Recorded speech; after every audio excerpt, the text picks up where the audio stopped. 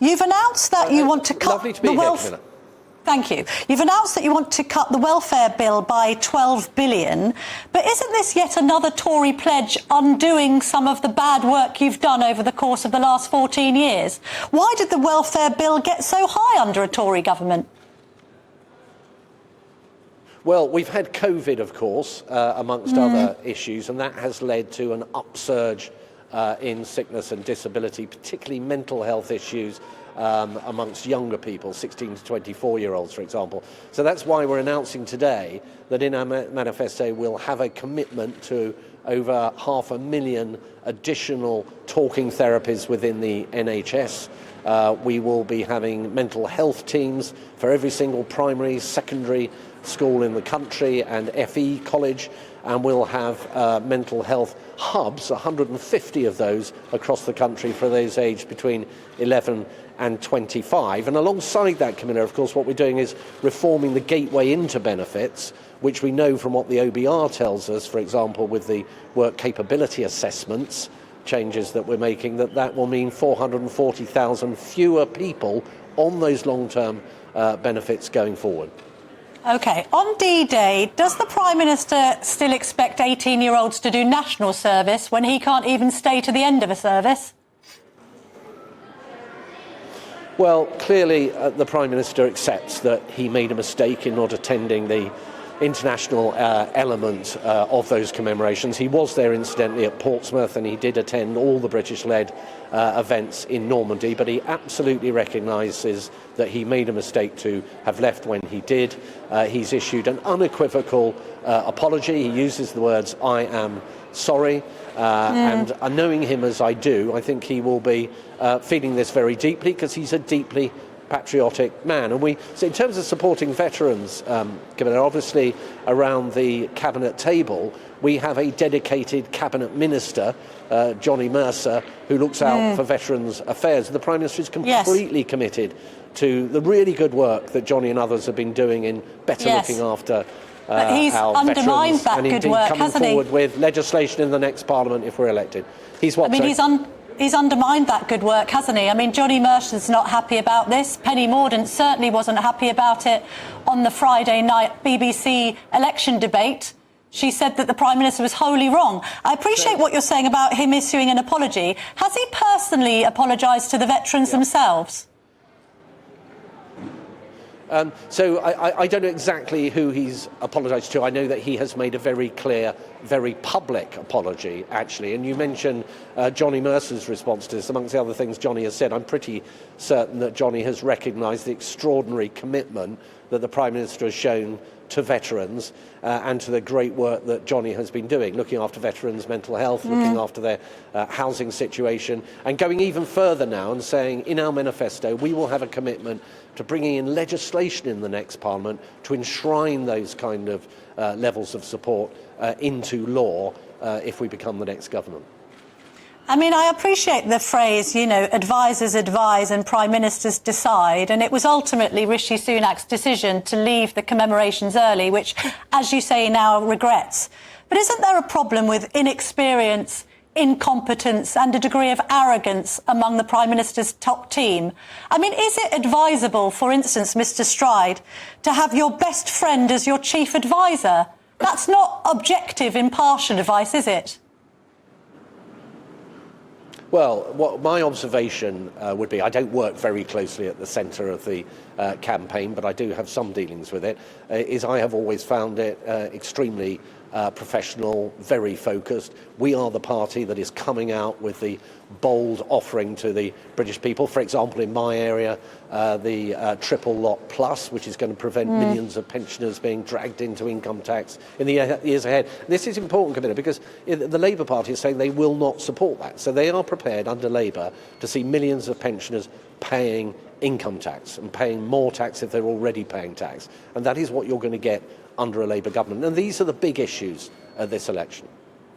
But you've dragged more pensioners into paying income tax because you've frozen the tax thresholds for such a long time.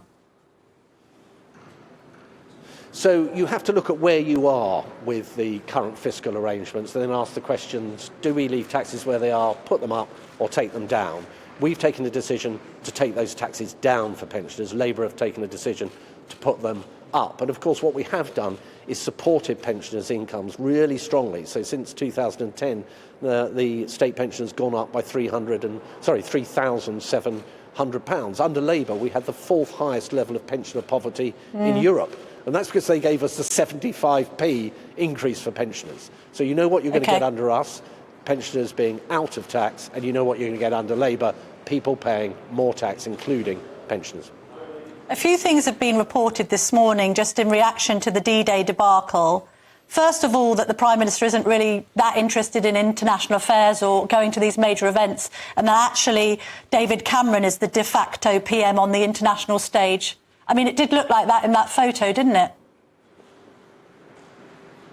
Oh, no, I can't accept that the Prime Minister is not fully engaged with international affairs. He's been fully engaged, particularly with Ukraine, for example, where the reason why we've been in the vanguard of supporting Ukraine in terms of money and training for their personnel here in the UK and material that they need for progressing the defence of their country. The Prime Minister has been absolutely at the forefront of that. Yes, I think nonetheless, I think David Cameron has been a great asset, as a Foreign Secretary who's been out there with a huge level of connections and presence and experience to help us on the various international issues we face. Well, experience is the key here. I revert back to my previous statement about the team lacking experience and competence and maybe behaving with a degree of arrogance, because not only did they succeed in making Cameron look like the international statesman instead of the Prime Minister, they also allowed Keir Starmer to look like more of a statesman internationally than the Prime Minister. He was the one who met Zelensky. He was at Omaha Beach. No, you meant, well, OK, so you mentioned international matters and security and so on, and you mentioned Keir Starmer there, Camilla. Keir Starmer is the man who twice fought tooth and nail for Jeremy Corbyn to be the Prime Minister of our country, a man who wants to abolish the army, pull us out of NATO and give up our unilateral nuclear deterrent. So I don't think we should take any suggestion that Keir Starmer is OK, in then a Nigel better place Farage than Rishi Sunak when it comes Nigel to Farage standing up for looked Britain like on the more of an world stage. international statement then. Let's put it like that. Didn't Nigel Farage cover himself in a whole lot more glory by self-funding his trip to Normandy, which, by the way, he does every year, than Rishi Sunak? I mean, he's criticised the Prime Minister as not being a patriot. He's right, isn't he? Yeah, well, no, I really don't accept that, and I've given you reasons why I don't accept that. We have around the Cabinet table our Veterans Minister. The Prime Minister cares very deeply about veterans. He is an absolute patriot. I've known him personally now quite well for a number of years, and he's a patriot to his core. And that's why he will be feeling what has happened so deeply. I know he will. And that is why he didn't hesitate to step forward and apologise. He accepted that he made a mistake. He made a very public apology, a very clear apology. People often ask politicians to do these things and are often disappointed when they don't. Rishi Sunak stood up and apologised, and because he feels very, very strongly about these matters. OK, Mr Stride, let's just move on to taxation.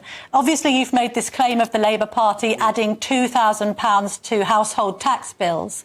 Fraser Nelson of The Spectator has crunched the numbers on the Conservative side, and he's calculated that under Conservative spending plans as it stands, over the course of the next Parliament, were you to win power again, you'd be adding £3,000 to people's tax bills. So isn't it just the case that whoever gets into power, Labour or the Conservatives, the taxpayer will be even more out of pocket? So the two figures are not comparable. The 3,000 figure is the baked-in fiscal forecasts going forward and the implications they have for the tax burden. The 2,000 figure are additional taxes that Labour would need to find in order to fund the £38.5 billion black hole that there is in their revenue raises and spending commitments that we put forward, and that is something that we've analysed in a very transparent way, and that is the cost to working families up and down the country would be £2,000 across the next Parliament. But we're in the situation now where the electorate just has to bake in paying higher taxes for what are perceived to be poorer public services. Certainly under Labour, that's true, because they'll have to under fund the Conservatives as well, surely. Black hole. Well, no, Camilla. Under the Conservatives, taxes are beginning to come down. Okay, so we've cut national insurance by a third. We've given a tax cut to 29 million hard-working people. That's worth £900 as a tax cut to the average earner, and that's happening right now in people's pay packets. So the trajectory of this government is for taxes to be reduced. Now, we've talked about pensioners. We're going to make sure they're kept out of income tax, whereas Labour are going to tax millions of pensioners. We are not going to do that. So our direction is very clear.